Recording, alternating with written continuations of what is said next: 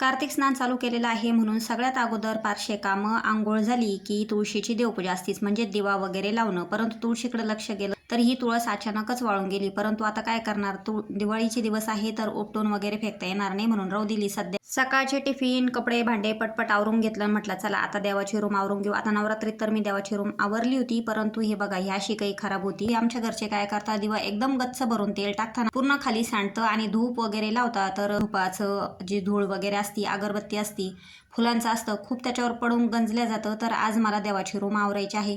आता हे व्हिडिओ जवळपास मला लेट होत आहे, तर दिवाळीच्या 3-4 दिवस अगोदर हे आवरलेलं आहे मी. परंतु व्हिडिओ अपलोड करायला थोडासा वेळ होऊ लागला, एडिट वगैरे करणं होत नाही म्हणून म्हटलं चला आपण व्हिडिओ बनवलेलेच आहे तर अपलोड करूनच टाकू.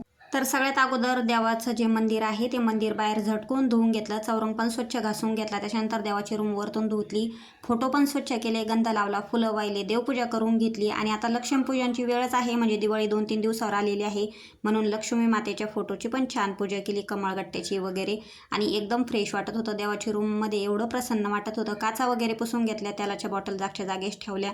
5-6 तास मला ही रूम आवरायला गेली. त्याच्यानंतर चहा वगैरे केला, साहेब आले, साहेबांनी आकाशकंदील लावला, हा लाईट नवीन आणला तो पण लावला. त्याच्यानंतर मला आज एवढी थकलेली होती मी दिवसभर, तर असं वाटत होतं खिचडीच बनवावी. परंतु साहेबांनी पालक आणि पनीर आणलेलं होतं, तर पालक पनीर बनवू म्हटले साहेब. तर त्याच्यामुळं मी इथं पालकाची भाजी शिजायला टाकली आणि पालक पनीरची तयारी केली.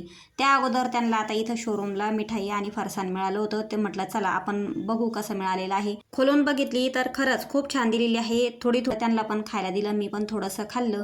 त्याच्यानंतर मी स्वयंपाक करून घेतला, म्हणजे पालक पनीरची भाजी केली, चपात्या केल्या आणि इथं वाढून घेतलं, कांदा पण घेतला जेवायला त्याचसोबत. चला तर मग आता तुम्ही जेवायला, आम्ही जेवण करतो. व्हिडिओ आवडला तर लाईक करा, चॅनलला सबस्क्राईब करा. बाय.